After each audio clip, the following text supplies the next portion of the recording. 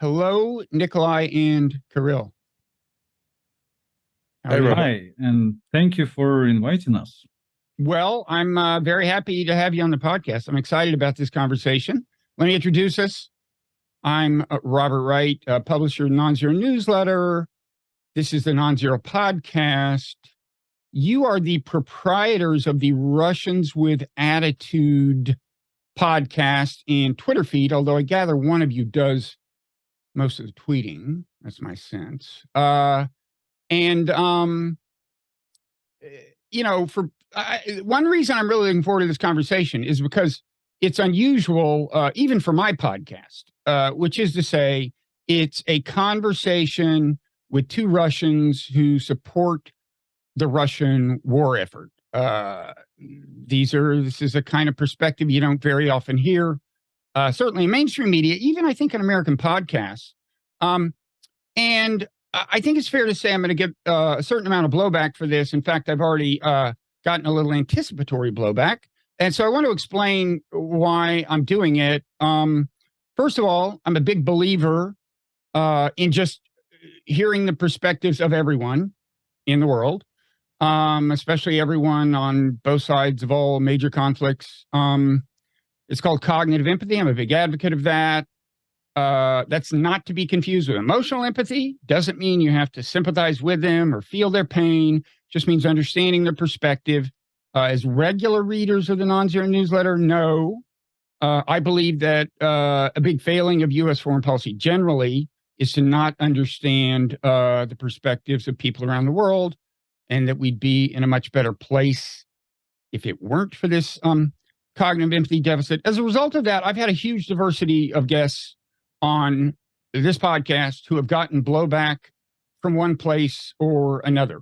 I mean, on this particular issue of the war, I've had, for example, Anders Osland, this, intense Russia hawk, he's a Swedish analyst.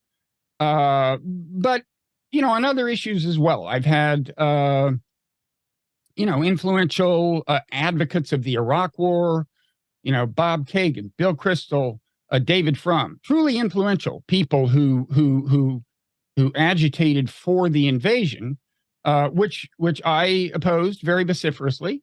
And I should say, for the record, I oppose all violations of international law, and I have condemned the Russian invasion of Ukraine on the grounds that, to me, it seems a clear violation of international law, as the Iraq War did to me.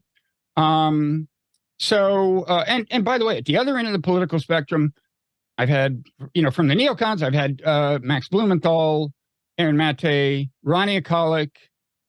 Not to pat myself on the back, but I venture to say this is the only podcast in the known universe that's had all those people. And I'm proud of that. If you find it offensive to hear people explaining why they supported the invasion of Ukraine, the war, there's a simple solution. If it's too offensive, you shouldn't listen. The good news is there are tons of podcasts where you won't hear that. So there's plenty of ways to spend time. So anyway, back to Nikolay and Kirill, and I apologize if it seems like I've invited you on my podcast and then immediately apologize for being seen in public with you. And maybe one thing we should talk about right away is why I'm not literally being seen in public with you, because as the people who listen on the podcast won't be able to tell, but people who watch on YouTube will, you're not actually visible. I think, choose to remain more or less anonymous. Obviously, there are going to be people who say that that's evidence that you're part of some kind of sophisticated Russian info op or something. So I wanted to ask you, for starters, why you've chosen to maintain that profile. Well, I always was more or less anonymous online, just simple OPSEC. And I had a thought recently that we should live stream and show our faces covered in ski masks, So maybe it will change. But I'm not sure that would help. But oh. Yeah, I'm not exactly anonymous, I'm pseudonymous. I have been active in both Russian language and English language infosphere for over a decade really now. And I'm just a firm believer in separating content, so to speak, from identity. And of course, there's the usual OPSEC considerations that it's just how I was really socialized when I grew up on the internet, that you should not put too much of you out there. And that's just how I've always handled it. And I also do believe that it's, to some extent, it's better in some ways if you can really separate the kind of intellectual output you put out there and from the person who is doing it. Mm-hmm. Does this have anything to do with what the consequences could be within Russia for speaking your mind? I mean, that's a possibility that will occur to Americans. Not really, because just like Kirill, I was also always active on the internet and Russian political sphere and not political sphere. But remaining anonymous has nothing really to do with being afraid of the government, in my case. Okay. Not really. And Kirill, I heard you explain on a podcast once your accent, and that people may wonder, it doesn't sound like a pure Russian accent. I've spent much of my life living outside of Russia in Western Europe. Mm-hmm. Okay, and but you're both Russian citizens. Yes. You both support the war effort. Let me start by asking you, do you have in your heads a conception of what the average American watches mainstream media would think would be the reasons you support the war before I ask you what the reasons are? Or does that question not make sense? It does make, you go first.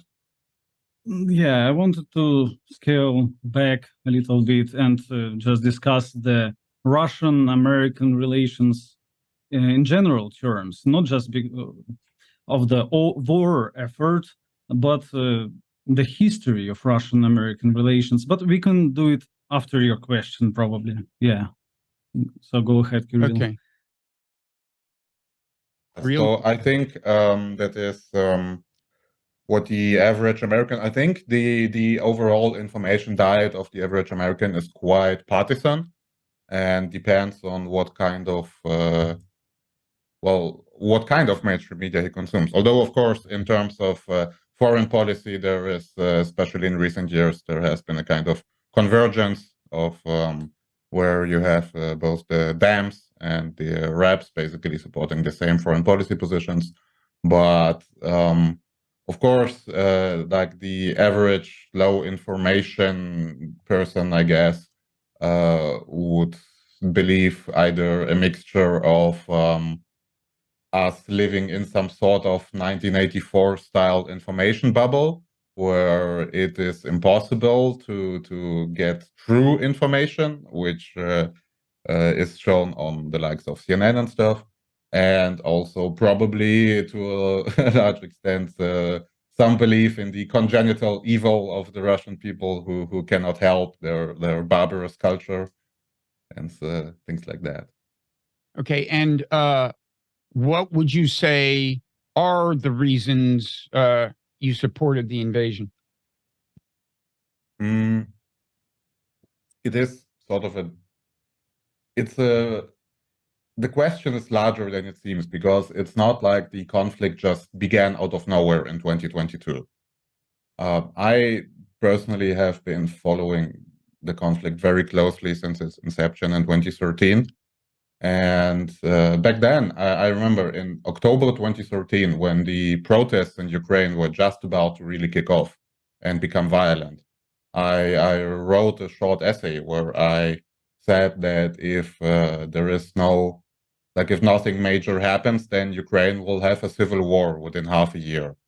And exactly 6 months later, the civil war in Donbass actually kicked off. Yeah. And Okay. in 2014. A couple and of okay, go yeah, ahead. yeah, and I have been involved quite closely with some people who have been active in the Donbass since 2014, both humanitarian and the military side. I personally know a lot of people who participated in the Donbass war, both on the military and on the humanitarian side. And it's just a very dear topic to me in general, the plight of the people of Donbass who have been suffering for 8 years from the effects of the civil war after the regime change or coup or revolution or however you want to call it in Ukraine. And the Russian military intervention is something that I would have liked to have seen occur in 2014, because then it would have been largely bloodless, like the Crimea operation, for example, which literally ended without a single shot being fired. And I do believe that it was a very great mistake of the Russian government to not interfere back when it could have been achieved largely without violence. And of course, I'm not happy that there is a big war going on now, but I do believe that it was inevitable that it would happen sooner or later, and probably sooner is better than later, I guess. Okay, Nikolay, before I ask you to chime in, let me say a couple of things. First of all, if there's anybody who's not conversant in the history, 2013 is when you start getting the protests that culminated in what's variously called the Maidan Revolution, the Dignity Revolution, a coup, a Western-backed coup, depending on where you stand. And it led to the deposing of a president who's called pro-Russian, relatively speaking. I guess that's fair, although people might quibble. In any event, he did plan to he decided not to put Ukraine's go in with the EU and get this associate membership thing. That was a huge controversy, and he decided to, in that sense, stick with Russia. He was, I think it's safe to say, violently deposed. He fled for fear of his life, and the other thing I want to say, aside from setting the historical stage, is to say that when you said then a civil war erupted, you know, most Americans who are paying attention are going to say, wait, what do you mean? What happened was, I mean, first of all, they don't think of that as the violent overthrow of a democratically elected president, which I think technically you really kind of have to say it was, whatever you think of how it came to a head and how laudable the protests were, whatever you think about all that stuff. They don't think of it that way. And then as for the Civil War part, they think, wait a second, Putin seized Crimea. And then as for the separatist movement in the Donbass, I think most Americans who have a view would say, but wait, wasn't that Russian inspired and supported from the beginning? And if they really know the details, they might mention this. What's his name? Strelnov or he's got two names. It confuses me. Strelkov. Yeah. And wasn't he a Russian operative because he was involved in the separatist uprising, you know, from early on? So those are the kinds of questions that are going to occur to Americans. You might get around to addressing them eventually. I mean, the other piece of context, in case people don't know, is Ukraine has been an ethnically diverse society. The native Russian speakers have tended to be concentrated in the East and South. Native Ukrainian speakers more to the center, the West, the Southwest, and so on. And you know, and this is why, I mean, Putin actually said to an early, I think he said to Bill Burns in like 2007, who was the ambassador to Moscow then, you know, if you proceed with this Ukraine NATO thing, there's going to be a civil war. That's what he was talking about. So, Nikolay, Kirill may have something to add in light of my intervention, but do you have anything you want to say? Yeah. So I wanted to talk start from the beginning about the Russian-American relations. So the main reason why me and Kirill have created RWA when was it? In 2020? Yeah, I think so. I think 2019 actually. No, 2020. Yeah, Well, okay, 2020. Anyway, so we wanted to fill this void in rather one-sided relationships between US and Russia, because America has been influencing Russia for, well, half a century now, and Russian culture projection in the US is almost non-existent. And You mean we don't have any understanding of what Russian culture is generally like? Yeah, pretty much. Yeah. So, of course, some American chauvinists could claim that they don't know anything about Russia because Americans are not interested in Russia at all, because it's a frozen hellhole. Although it's 30 degrees Celsius right now, and it's very, very tiresome. But yeah. By the way, Americans don't know what 30 degrees Celsius means either. But it means exactly. Warmer than you might think, I guess. Right. Yeah, it's a 100 degree Fahrenheit. Okay. Yeah. Yeah. So, but it's not true. I think the interest in all things Russian is very high because, well, Russian literature, opera, ballet are one of the finest in the world. Russian political and military decisions influence the global markets in a very major way. Russian language is second most popular language on the internet by the sheer amount of content being produced. So, in short, Americans do care, and in every other action movie or video game, there are Russian bad guys. But the problem is we are not being portrayed in an honest fashion at all. Not a single actual Russian is involved in any of that. They hire whoever, right, to portray Russians in a cartoonish way. Although yeah. I do accept Dolph Lundgren as an honorary Russian. Yeah, totally. So I think this misinterpretation,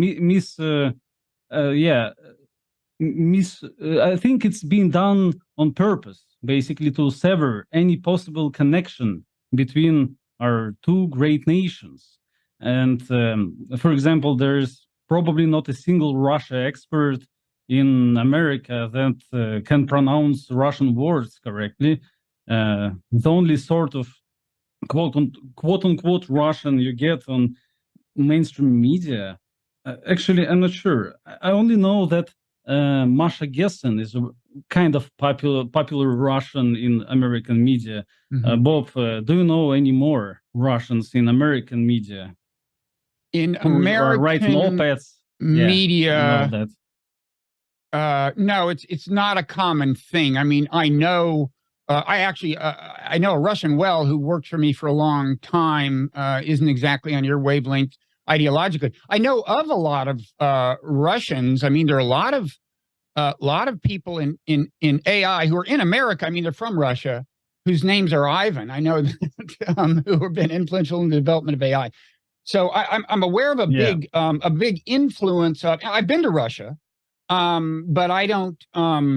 No, I think you're right. I take your point that look, I am not a defender of American mass media. I mean, it's just I think it's gotten worse. I think, my own view. This isn't our main purpose here to hear my own views, but it is that they're doing they've done a bad job lately, generally, of presenting things, like including American domestic politics, but certainly including this war. And that's one thing I hope to in some small way fight against, just by letting you guys at least explain what your perspective is, again, which I think is valuable, regardless of what you think about the perspective. Sorry, long digression. The short answer is no. Masha Gessen, who, by the way, did you know that she resigned from Penn because are you aware of this controversy? No. Oh, well, PEN, which is this writers group in America, it's kind of the prestige writers group of writers and defenders of, in principle, free speech. It's They had- international, yeah. Yeah. I Oh, think. you're right. It is international. And they had a big, some big conference with a lot of panels. And she had a panel with a couple of Russians who were against the war. Okay. And then there was a panel with some Ukrainians, and it was a different panel in like a different time or a different room or something. But the Ukrainians said they would not appear on a panel at a conference that also had a panel with Russians. These were anti-war Russians. And Penn said, okay, you win. We'll cancel the panel with Russians. And Masha Gessen resigned in protest. She was the vice president of Penn. So anyway, she writes for the New Yorker. And that's a I think a relevant anecdote about the way people are processing all this. Yeah. Poor Masha Gessen, I guess. But yeah, so we created RWA to possibly construct a healthy dialogue between us to represent the actual Russian sentiment, because me and Kirill are perfect centrists, actually, ideologically. So we represent the Now, average Russian. serious question. Where would you put yourselves on the Russian ideological spectrum? How should we think of you if there's a spectrum from pro-war to anti-war, like what percentile are you, do you think? Well, it is a bit of a complicated question because, as I've said, I have been supportive of the efforts of the people of Donbass since 2014. And back then in Russia, that was a fringe position. It was a fringe position, and I personally know people who were apprehended by Russian security services for just for doing humanitarian aid runs into Donbass and supposedly illegally crossing the Ukrainian border while doing that. So at the time, it was not some kind of Kremlin line to be pro-Donbass. And basically people like that were regarded as like fringe hawks outside of polite political discourse. And so when the war began, then suddenly it did become the mainstream position, the more or less. So it's not like I have been like on the pro-Kremlin line on here. I have been very critical of Moscow and the Kremlin and Putin for years for their neglect of the issue. And as such, it is kind of in a weird position now where basically the government pivoted to my positions and not the other way around. And as such, well, I'm not sure if like being pro-war or anti-war is really the correct way of categorizing views. I think it is more of like the war is already there.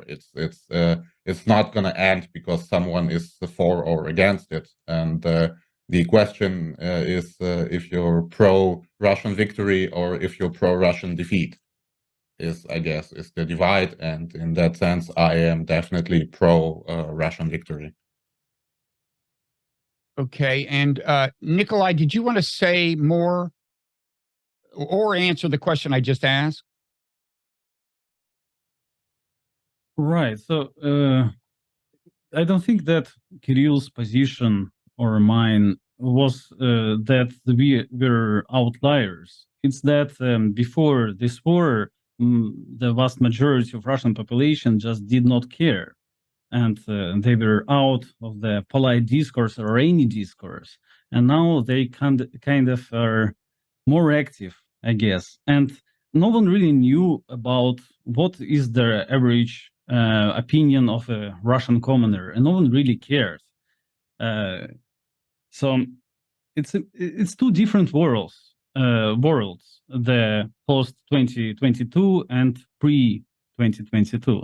So it's a bit hard, and I don't think I'm not sure how to measure my percentile. Sorry. Okay. But as of before the war, if we go back 4, 5, 6, 7, at some point, you two were unusual in Russia and even paying a whole lot of attention to the Donbass issue almost. Is that right? Yeah, I mean, I'm not sure how much Nikolay was involved or following the events back then, but yeah, I would say that that's true of myself. And now explain to people what you think the issue is. What motivated you?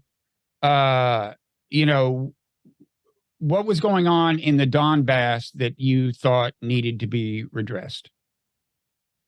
Well, you see, just in the beginning, when I mentioned the events in Donbass as the reason for my continued support of the war efforts, you had to clarify a little bit of history for your audience, because people might not be aware of everything that's happened since 2013. And I think that is the main issue why it's even so difficult to talk about this, because the issue cannot be understood without going back to history and basically going back to at least 1991. What Putin himself described as the great geopolitical catastrophe, and also what has been pointed out by a figure who used to be quite respected in America, Russian, Alexander Solzhenitsyn, who also spoke and wrote at length about the Ukrainian issue, namely that the Ukrainian state in the Soviet administrative borders in which it existed is very artificial, in the sense that it's not a construct that follows any ethnic borders. It is not a construct that has a coherent civic identity, and as such, there would always be huge contradictions between the people in the east and south of the country who identify as Russian and have always identified as Russian, and people in other parts of the country, to the west and to the center and so on, who do not have a strong Russian identity. And especially, like, Ukraine is not on the other side of the world from Russia. It's right on the border. There are infinite amount of social and familial ties. Like, it's very hard to find a Russian who does not have some sort of distant relative from or in Ukraine. And as such, it's an issue that is very close to the hearts of many people when it becomes a problem. It was not really a problem in Soviet times, when it was just one country anyway. It was not really a huge problem in the 90s and in the early 2000s, when, despite the fact that there was a border between Russia and Ukraine, still many people did not really regard it as a very separate existence, especially in the east of Ukraine. So the collapse of the Soviet Union turned out to be an absolute disaster for the people in Ukraine who identify as Russians. There was, of course, the general post-Soviet problems, the demographic decline, deindustrialization, and the social hierarchy changed a lot. The Communist Party elites were replaced either by gangsters or by political elites who turned themselves into economic elites. And these new elites, they cling to those sectors of the economy that could generate capital. Ukraine turned into an oligarchic state, much like Russia in the 90s, and there was constant conflict between the various regional oligarch groups and industry monopolies. In Russia in the 2000s, you had this process where the regional, the powerful regional economic groups were eventually brought to heel by methods one may or may not approve of, but the feudal character of the Russian economy in that sense was broken and by Putin, and this did not happen in Ukraine. And in Ukraine, you had these oligarchic groups basically form political blocs. For example, in eastern Ukraine, this was the so-called Donetsk clan, which was a bunch of industrialists who were in metallurgy, the energy sector, and so on, And on the other side, you had the more financially oriented, the so-called Dnipropetrovsk clan, which is interesting because this is also a city in eastern Ukraine. But basically, and these oligarchical, purely economic units, they then form political blocks too. And these political blocks, they also use the ethnic issue for basically to support their economic positions. Okay. And Can I interrupt and yeah, ask of a course, question? of So course. so you're setting, I guess, the context for why, in your view, the needs and rights of the people of the ethnic Russians or in the Donbass especially weren't being met and respected. Can you just quickly say what were the main manifestations of that when you got interested? I mean, there was a sense of grievance, right? You identified with people in the Donbass who, in your view, were being mistreated or something, right? What were the examples you'd point to if you wanted to win support for your cause? One of the main issues was always the language issue. So basically, the Russian language, which is the native language of most people in Ukraine, and the overwhelmingly used as an everyday language everywhere in Ukraine outside of Western Ukraine, which is closer to Poland. But it was not an official language. It was equalized in rights with the Ukrainian language in some regions, particularly the east, but it was not. This was not fixed in the constitution. So, for example, official documents could be in Russian, but entering universities was, for example, only possible based on the results of high school finals, and high school finals included necessarily exams in the Ukrainian language and Ukrainian literature.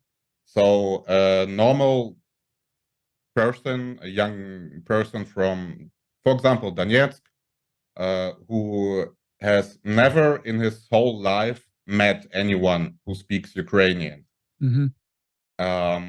had to study this Ukrainian language and Ukrainian literature to be able to go to university, which led to a kind of like basically institutionalized discrimination of native Russian speakers in the Ukrainian university system, which of course also has effects on then what goes on after university.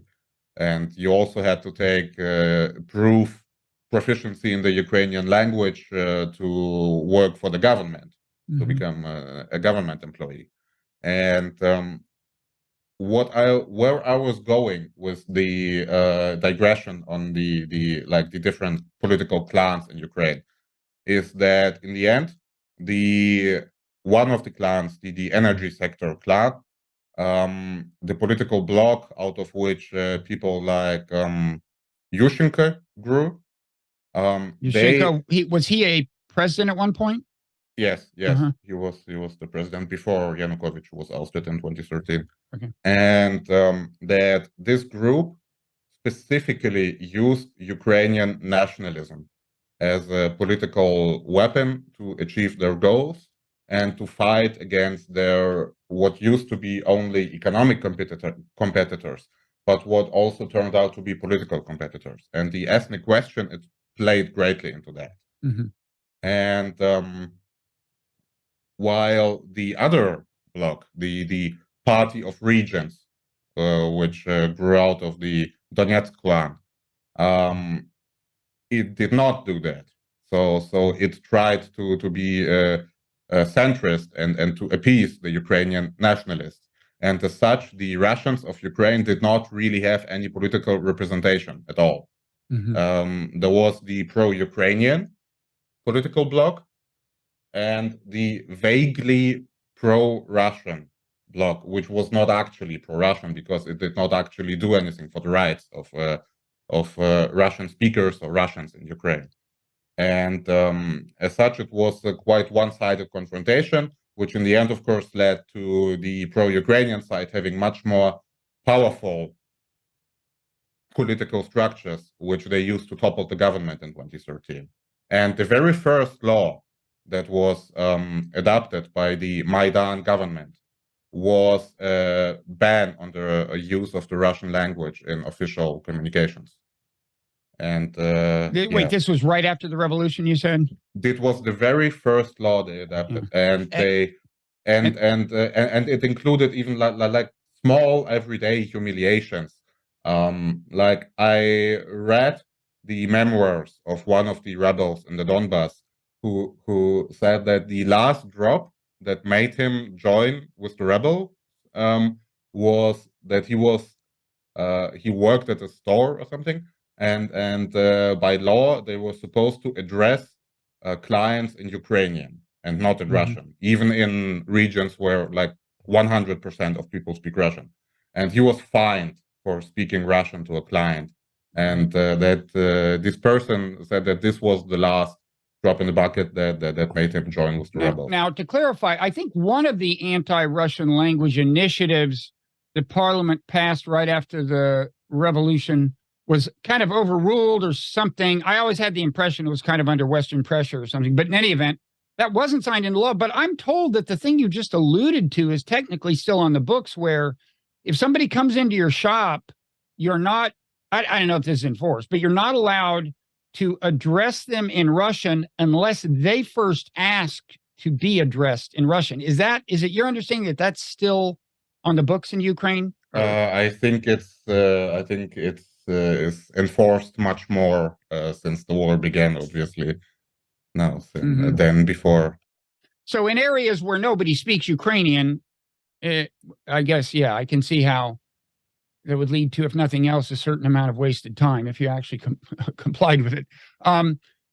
Yeah, and the thing is also that the reaction. So what happened was that there was this political asymmetry, because like the people on the Maidan, I'm not saying they didn't have legit grievances. Of course, there were a lot of grievances with the Ukrainian government, with the Yanukovych government. It was an incompetent and corrupt government. No, I'm not going to argue about that. And the people who went on the Maidan to demand, who had certain political demands, they enforced their demands. And the people in the Donbass, they thought that they could just do the same and go out in the streets, capture government buildings, raise flags or whatever. The initial demands were just federalization, basically. So like regional autonomy, enshrining in the constitution that the Russian language has special rights in the eastern regions, and so on. Like these were the demands. The original, what became the core of the rebel movement, the Donetsk Republic political movement, it was founded back in 2005. So it's not like some new thing. And the great injustice that really happened here is that the people in Donetsk and in Crimea too, they did the very same thing that the Ukrainian nationalists did in Kiev, but instead of having their demands enforced, they were attacked with like airstrikes and artillery. You mean they started out with peaceful protests and were attacked, or? Yeah. So basically, a common talking point, as you pointed out yourself, is that the whole rebellion in the Donbass was just like a Russian military operation, a clandestine Russian military operation by Strelkov crossing the Ukrainian border and like capturing the government building in Donetsk and so on. But the chronology is a bit different. The protests began back in March, the large-scale protests in what was called the Russian Spring by Russian media. And acting President Turchinov, the first president after the Maidan Revolution, after Yanukovych was ousted, he signed the decree on the anti-terrorist operation in Donbass, as it was called, a full week before the Strelkov, who it's still not clear if he acted on government orders or on his own. But a full week before he even crossed the border. So at that point, the protesters weren't armed yet. They were not armed. They had no access to weapons. They were not organized in like a military or anything. In various cities in Donetsk, Lugansk, of course, but also in Mariupol, in Kharkiv, and in many other cities of eastern and southern Ukraine, they started occupying government buildings on the eve of April 6th, 2014. Okay, that is kind of a forcible thing, though, right? I mean, that's not just protests. I mean, so it was in response. I mean, of course, yeah. I mean, of course, it was not entirely just Okay. purely peaceful, but it was no different from what the people on the Maidan did. Okay, and Yeah, that is the exactly. point. They did the exact same thing. Yeah. The legitimacy of Ukrainian government was shattered by the Maidan protests, because if Maidan protesters could riot, kill police officers, Berkut, and have incredible outpourings of support from the so-called the global community for doing that, then everyone can do it.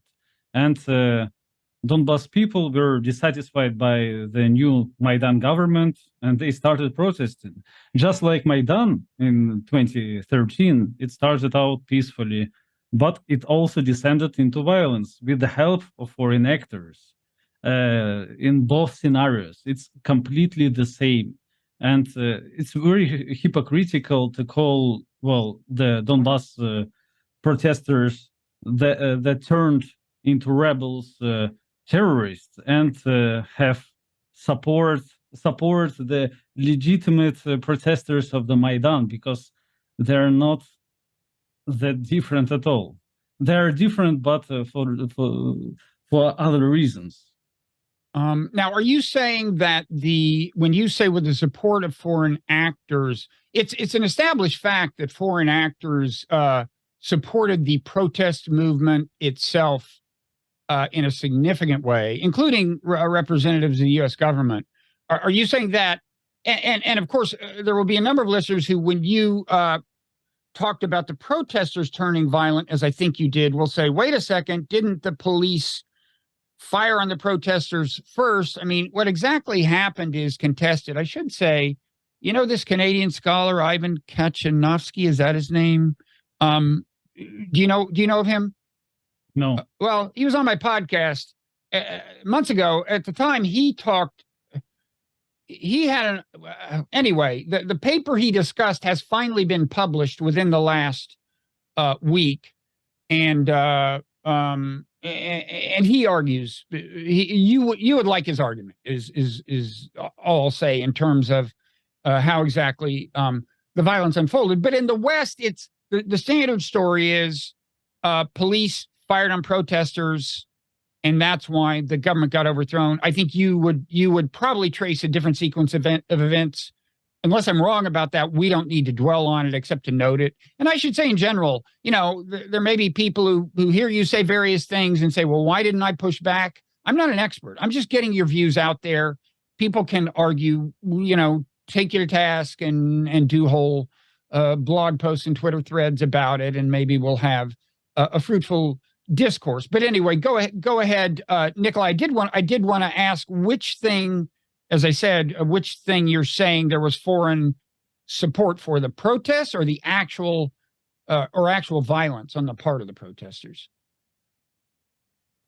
I mean, the whole logic is a bit backwards because, well, in France, there are riots, right? And police, I'm not sure, I'm not actually following that. Have they opened fire on the protesters yet? I don't know. Yeah, let's pretend that they do, that they open fire on the rioters. Does it rationalize toppling the French government? And everyone would agree that it's legitimate. I'm not sure that. I mean, in the standard Western narrative, I should say, in the standard Western narrative, these weren't rioters; they were protesters. But I'm just noting that. I mean, we won't. Go ahead. No, I think there were different sorts of protesters on Maidan. There was, of course, the public image protesters, the students and the grannies with the flags and all that, the chants. But there was an armed wing of the protest that started looting Soviet military depots and, it was very well organized, the violence in Maidan. It was not a spur of the moment the granny started fighting back. Okay. But it's maybe we are too much dwelling on 2014 and Maidan. Well, I think it's important that people understand that there are conflicting narratives, because you just really you don't get that in the end. Look, I know enough to know that the story is actually, as a matter of fact, more complicated than it's generally presented as being in the mainstream media. So I just want I just want to encourage people to research it independently. But go ahead. Right. So, and as I was saying, so basically the great injustice that happened is that the people in Donetsk tried to do the very same thing that people in Kiev did. And what they likely hoped for were two outcomes. Either that they succeed politically and Kiev gives in to some of the federalization demands, which was the main demands. It was not about like becoming a separatist country or joining Russia in the beginning. It was just about federalization. And but when it became clear that that would not happen, the people started hoping for the Crimean scenario. So basically Russian troops rolling in, the disorganized Ukrainian military just giving up, and it all ending without bloodshed. I'm sure that none of the people who went out to protest in Donetsk or Kharkiv or Lugansk in 2014 signed up for 9 years of getting shelled. Yeah, and the fact that neither of these things happened, that Kiev didn't give in, Kiev just declared them all to be terrorists and started like airstrikes and artillery strikes on them, and but the Russian military also didn't appear and did not like end the situation before it could escalate into a real war. And as such, we did have a real war in the Donbass. And at some point, Russian troops came in and supported it, but that conspicuous support was months into it. And as you said, the question, I guess the Strelkov guy showed up a week into the events as you described his timing, but it's unclear. These were 50 guys. They basically just became the leaders of like spontaneous militias. They just organized the people into militias. This was not really like a military unit or anything. Yeah. Okay. And Strelkov, I gather, had been in the FSB or something, no longer was, and there's controversy over whether the Russian government approved of what he did or not. Is that it's unclear. It's unclear. Okay. Yes. So let me so I think people have a sense for the nature of your motivation. I'm sure there's a lot more you could say. I wanted to step back and say a couple of things about the way this is perceived in America. First of all, when you said it all goes back to what Putin has called the tragedy of Soviet dissolution in 1991, the way that's generally taken in America is evidence that his motivation was to reconstitute the Soviet Union, or at least some considerable part of it, that it's in some sense an imperialist aspiration. They would, and of course, Putin himself has presented his motivation as in the run-up to the invasion as not being that, and he did certainly allude to what you have been describing about. In fact, he described it in extreme terms as genocide. I guess I don't know if he meant mainly kind of cultural genocide, in terms of the use of the language, but also, there were people killed. And so I guess he meant it in that way as well. But he's also emphasized, of course, the national security issue of Ukrainian membership in NATO. And if you pay attention to what he's saying, he's also saying that Ukraine, leave aside the issue of formal membership, had become a de facto platform for NATO. In other words, NATO countries were sending weapons in, trainers in, there were joint exercises and stuff.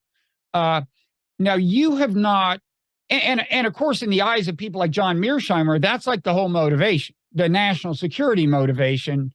That's one view. It's kind of you might call a really strict realist reading of this. So we've got at least several things. You're talking about the grievances of ethnic Russians. There's the national security issue, and then there's the question of imperialistic aspiration. And people who attribute that motivation to Putin might pick up on what you said about how, these kind of historical connections between Russia and Ukraine, which are certainly deep. In fact, as you know, for much of the Soviet Union's history, Ukraine was part of Russia, and then Khrushchev transferred, changed that, right? As I understand it, I think that's right. Or no, was it just Crimea was part of? Yeah, Crimea was part of Russia.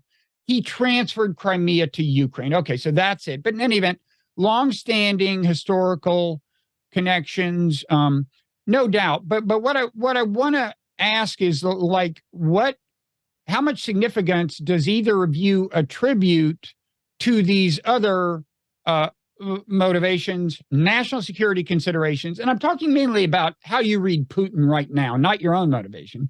How you read his motivation, national security motivations, and imperialistic, in some sense, aspiration. I do think his own words. He said once, anyone who doesn't regret the passing of the Soviet Union has no heart. Anyone who wants it restored has no brains. But does he want to restore Russian Empire? Who knows? Maybe. Go ahead, Kirill. I do think that the national security considerations were the main actual reason for the war happening and for the timing of the war. I don't think that the National Security Council of Russia was sitting there and thinking about Russian women in grocery stores being talked to in Ukrainian, which they don't understand. I don't think that was the reason for the Russian state, the Russian government to begin this military operation. Obviously, they had different reasons and mainly national security ones.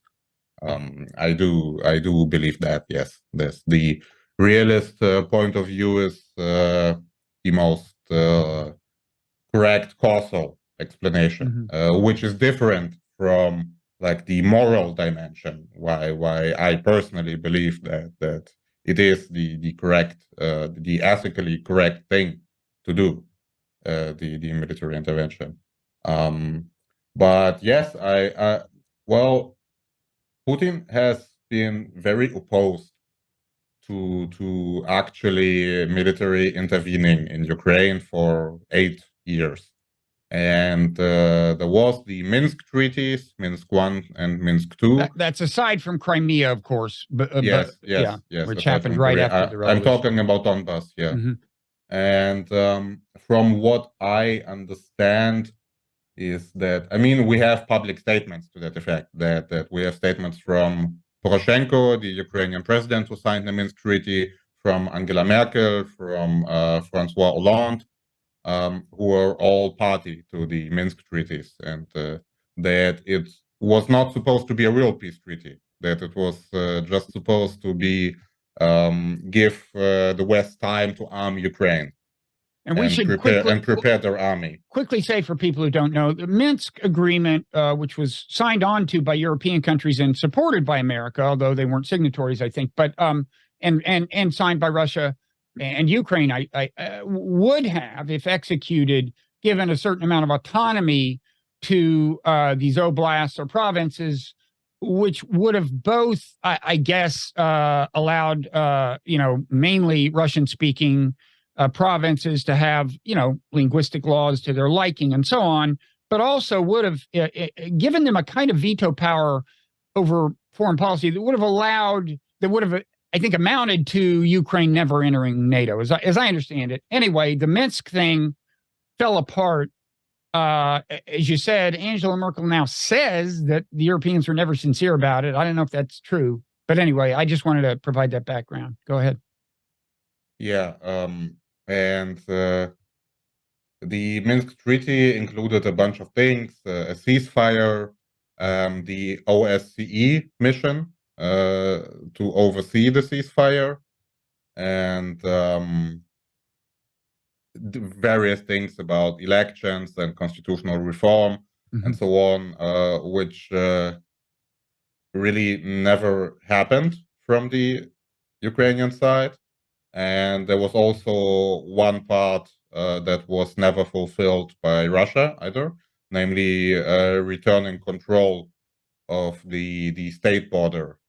Like the border between the Donbass separatist republics and Russia was, according to the Minsk Treaty, was supposed to go back to the Ukrainian state. And this never happened either.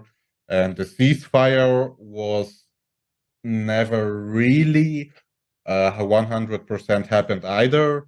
There were several hotspots where low-level fighting continued, and shellings of civilian areas by the Ukrainian army also continued. The shellings of Donetsk, especially, a city that has suffered very much since 2014. And but in other things, the Russian state was very insistent on applying pressure on the Donbass republics to adhere to the Minsk Treaty. I do know this from personal knowledge, from personally speaking to people who were in the Donbass militias, the military, that they were not allowed to fire back when fired upon, and things like that. So the Russian state was very serious about enforcing the Minsk Treaty, while the other side was not serious about it at all.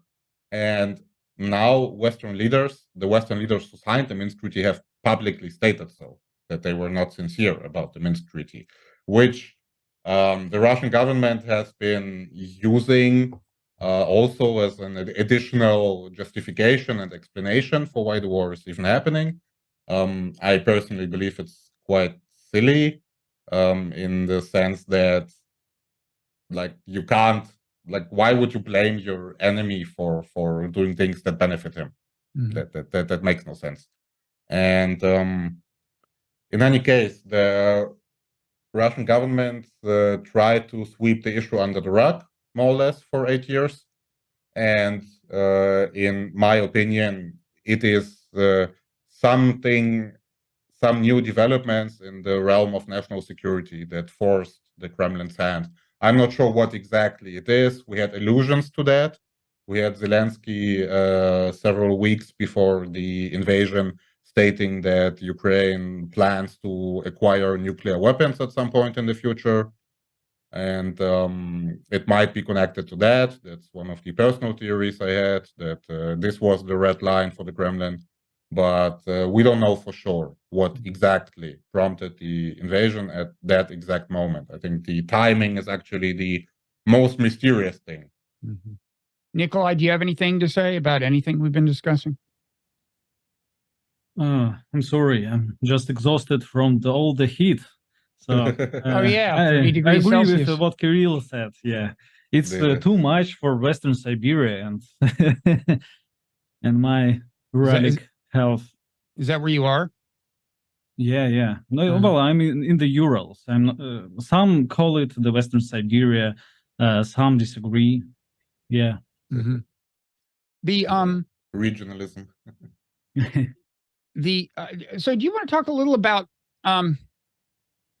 and let me say, I mean, how are you for time? I hope you're not too exhausted. One thing we normally do at this point is, we've been talking for an hour, we go into what I call overtime, and that's for paid subscribers to the Nonzero newsletter. And I guess we'll do that. I kind of hesitate because I think it's really, I see real value in letting people, process your perspective as they see fit. And I hate to exclude the unfortunately large number of people who are not paid subscribers to the Nonzero newsletter. From that, how are you guys for time? I mean, you had said you could do another half hour. If you can do more than that, we'll maybe postpone the paywall another 10, 15 minutes or something. But how are you for time? Nikolay, you're close to passing out, I gather. I'm fine. Not yet. You know, no. So you could. I'm fine with them. Yeah. Okay. Let's spend another 10 minutes in the public podcast because I want to talk about the war as it's as it stands. I know from following your Twitter feed that you're not entirely uncritical of the way the war is being covered in Western media, in US mainstream media, for example. What would you say people are missing if they're relying on American mainstream media to process the war itself? Either of you? Pretty much everything, really. Like Western coverage of the war is like really, really bad. There are a few, I guess, accounts by individual journalists, individual Western journalists, war reporters who are on the ground, or maybe even some OSINT, so open source intelligence accounts that do provide a more balanced view. But overall, the mainstream Western media coverage of the war is like really, really bad because it relies. I think there are very few Western war reporters actually on the ground, and if they are on the ground, they are somewhere very, very far in the rear.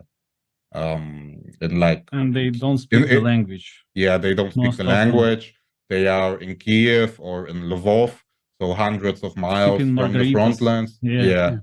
And this leads to all the information being filtered through what these people are being told by basically press officers of the Ukrainian military. And as such, of course, that's not going to create any kind of realistic picture because these are like public relations people who portray everything in ways that benefit their view and their cause.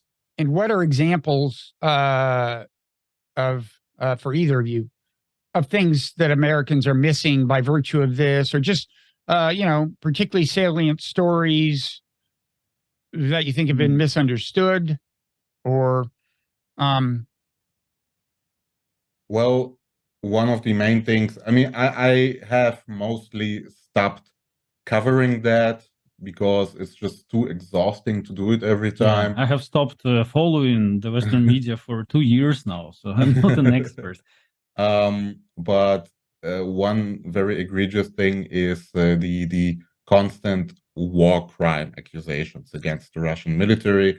I mean, probably some of the more ridiculous stories, like, I don't know, what was it? Russian soldiers stealing and eating parrots, pet parrots, and things like that. I missed that one, but I want to go on record as condemning that. Yeah, I condemn it too if it happened, of course. There was the matter of the Ukrainian Human Rights Commissioner who admitted to fabricating stories of rape committed by Russian soldiers, who on the record admitted to making these stories up to garner support for the Ukrainian cause. Does he still have his job? Or no, she was. Woman. She was and that's fired. on the record somewhere. If people, I hadn't caught wind of that, but yeah, and this was like a year ago at this point, or almost a year ago at this point. But there are many things. That's just the apart from the purely military things. Yeah, her name is Lyudmila Denisova. Yes, Denisova. Yes. And can would Google you that. concede that there have been some war crimes? I mean, the most famous example is Bucha, I guess. That's I think the first name that would come to the minds of Americans, at least who have a long memory. It's been a while now. It's been about a year. I mean, of course, war crimes are happening. War crimes happen in every war. That's of course, no army on the planet is some assembly of angels. That's just and war does things to the human psyche that lowers inhibitions with regards to violence and things like that. Of course, but I would dispute or like rebuke the accusation of systematic war crimes occurring that are like ordered by Russian leadership or whatever, or ordered or permitted. They have pretty tight rules of engagement with regards to civilians and stuff. In many aspects, like from what I've talked to a lot of soldiers, some of my good friends are soldiers in the war. I've talked to them. They have in part rules of engagement that are stricter than what the US military had in Iraq. Of course, I'm not gonna say that no war crimes have happened. That would be a ridiculous statement. But especially with regards to Bucha, there are a lot of questions. I'm not sure if it's gonna do your reputation any good if I challenge the narrative on that on your show. So I'm not sure if we should go into detail on that, because there is a lot of detail to go into. Yeah, I think you're. I think you may be giving me good advice. I mean, maybe we could save that for if we have time in the overtime segment. I mean, my understanding had been that it seems pretty clear that there were war crimes committed by Russian soldiers who, became intent on rooting out collaborators and decided to err on the side of caution, and that it's not impossible that in the period between when Ukrainians seized control of it and when the press was admitted, it's not impossible that collaborators on the Russian side were rooted out and punished. I don't see how you can rule that out. It does seem to me that it's hard to believe there weren't war crimes committed by Russians. That's my, and then I'm agnostic on the other side, but that's my own view. If you want to add anything to that, I mean, this is the idea of this conversation, right? I mean, I don't think we should go deep into the weeds, but I'll leave it up to you if you want to say something before we move on. Well, I'm just gonna say two things. I'm gonna talk about two things. There was recently, or not how recently, like 3 months ago or so, 4 months ago, I'm not quite sure. I think it was the BBC. I'm sorry, I'm not completely sure, but a new documentary about Bucha was released, and it had a lot of footage from CCTV and stuff like that. And what they showed is that there were units of the so-called territorial defense of Ukraine, which was initially a sort of paramilitary, but has since been really integrated into the Ukrainian military as normal military units with uniforms and such. But in the early phase of the war, these were basically paramilitary units, and they were not uniformed.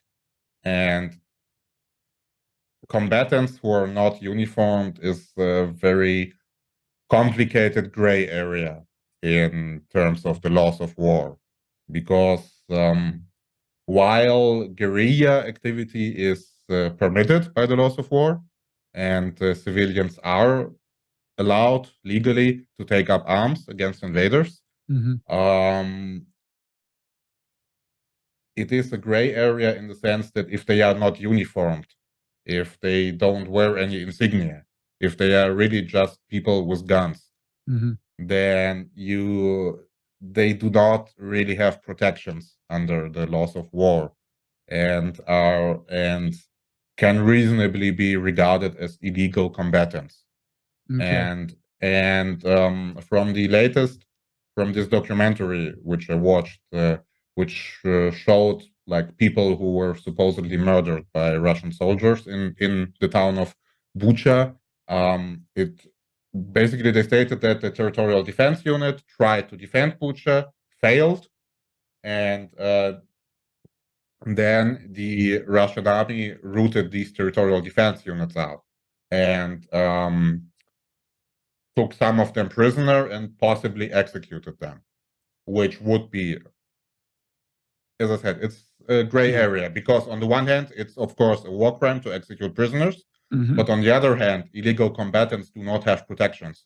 They do not have the protections which international law affords to prisoners of war. So right, but executing anyone who's been taken into captivity is a war crime, right? Sure. I mean, it is again complicated, because actually taking someone as a prisoner of war is clearly legally defined process, and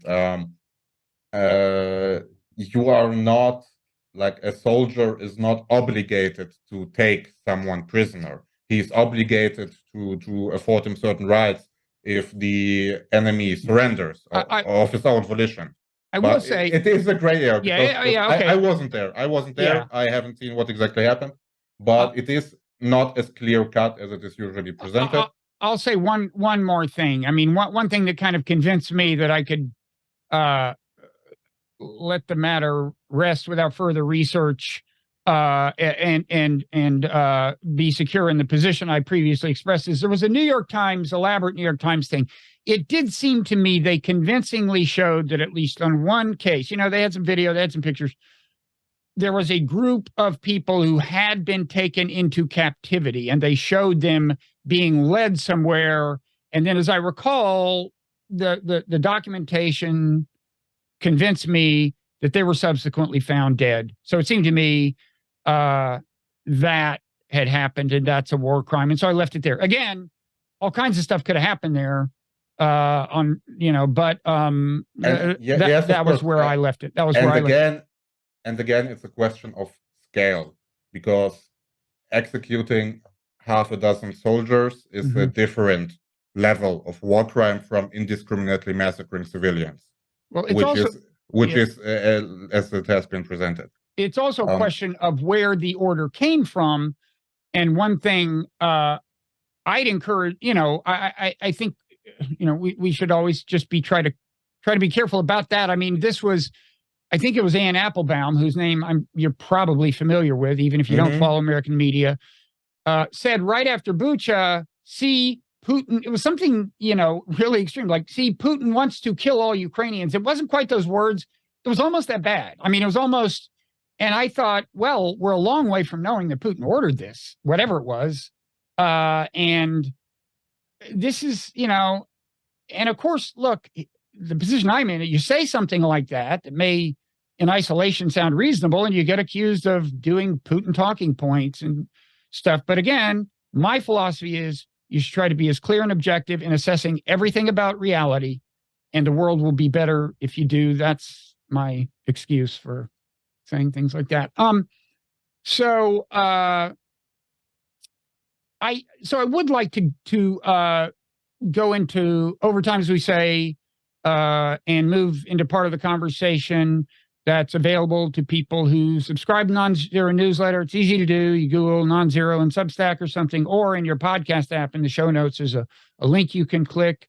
Once you've done that, you can either listen on Substack or just set up your special podcast feed such that forevermore you'll have access to all the overtimes, all the bonus content, Parrot Room on Friday, all the stuff we do, as well as the newsletters, paywalled print stuff. And you'll be supporting this enterprise if you think it's worth supporting. I want to ask you guys about some more current eventsy stuff, including Prigozhin. I want to ask you, Kirill, about a tweet you did that one of the commenters in I think it was in the Parrot Room who knew you were going to be on wanted me to challenge you on. I will challenge you on it. It's related to this whole business of, well, I'm going to ask you that now, and then we'll move. Right. And then I also want to give you guys a chance to say anything you want to say to the people who won't be with us for the rest of the conversation. The tweet is related to what we were just talking about. Okay. People, I was saying, this was somebody advising me, I think, not to have a conversation with you. And they pointed to this tweet. This was in the middle of the Prigozhin, whatever it was, mutiny. And your first tweet, which this person didn't cite, was, "I'll go to bed now. We'll see if Russia still exists when I wake up." Then you added, "The one saving grace is that the massive missile strikes didn't stop tonight, and there's a new round of air raid alarms currently over most of Ukraine." Now, I'm sure what this person is thinking, air raid alarms going off, that means civilian populations are fleeing, attacks on civilian populations, and so on. I assume that's what this person is saying. Do you want to respond to that? Say anything else you want to say before we move into overtime? And then, Nikolay, if you want to say anything, you should feel free to. I mean, sure. I was just expressing that happiness about the fact that the mutiny did not seem to have any impact on the Russian military HQ and on planned operations, and that there was no great disruption in the war effort, and no noticeable effects of the mutiny on the war itself. And of course, there is like an epistemic abyss between what I consider the point of the missile strikes and what someone who thinks that the missile strikes only strike like kindergartens and animal shelters believes. I mean, I do think it's good that the Wagner mutiny did not have an impact on Russia's ability to wage the war and continue deep strikes against Ukrainian military infrastructure. And while someone who believes that the only point of Russian missile strikes is to massacre civilians has, of course, a different point of view on that. And so your view is that there are strikes that hit cities and are hitting their targets. Of course, there are also things where things are hit that weren't the target, whether they're hit by anti-aircraft missiles or Russian missiles that went astray. But there are attacks on things that are in cities. You are arguing that by and large those are actually legitimate targets. They're not populations of civilians that are being targeted, I guess. I mean, of course, missiles can go off target, missiles can crash, missiles can be shot down and land somewhere where they shouldn't land. Mm-hmm. It's regrettable when this happens, of course, but you Americans came up with the term collateral damage, and while it is, of course, always tragic when it happens, it is. I do think that there has been remarkably little collateral damage in the course of the Russian air campaign compared to other contemporary modern conflicts like, I don't know, Iraq or Yugoslavia. Mm-hmm. Okay, Nikolay, do you want to say anything before we move into overtime? Yeah, I just want to remind your audience that on our podcast, we're not just talking about the current war and politics. Mm-hmm. On the contrary, we started out as an esoteric and historical podcast. We were the type of guys that would review the Soviet occult practices or the life and work of Rozanov or Leontiev, obscure Russian philosophers. Mm-hmm. Of course, we quite got carried away with this war. But good news, folks. If you want to check out our podcast, Russians with Attitude, the time is now. Why? Well, because we started recording and releasing our greatest to this date historical series, the Romanovs. We are reviewing every single Romanov ruler, debunking pop culture myths, researching Russian sources, and trying to make sense out of all of this, out of the Russian most famous regal dynasty. So you're welcome to join us in our journey and listen to the Romanov series and other stuff we do. Yeah, you know a lot about history. I listened to the beginning of that, and I would just say that the person you call Ivan IV is known in America as Ivan the Terrible. Okay. Yeah. It's a bit of a mistranslation, but terrible can mean a couple of things, right? It's not just awful. Yeah, I just noticed you I had to look it up to see if Ivan IV was Ivan the Terrible. But anyway, now I'm okay. So thanks. We are again going to go into overtime. I don't want to be too defensive, but I just want to say one more thing about the issue of like whether Putin really wants to kill all Ukrainians or doesn't, and why I want to be clear on that and not go too far in the evidence. I just think I worry about escalation generally. I worry about nuclear war. I worry about World War III, NATO getting bombed, so on. But the general principle is I think you should always think of your enemies. It's in your interest to think of them as exactly as bad as they are and no worse. And that's why when the Ann Applebaums and the Michael McFalls of the world, in my view, kind of caricature what's actually going on. And I'm not saying, look, I'm not a Putin fan. I condemn the invasion and so on, but I think clarity is a virtue. Okay. So with that said, thanks to everyone who's been with us this far and won't follow us into overtime. I encourage people to follow us there, and we will see you there.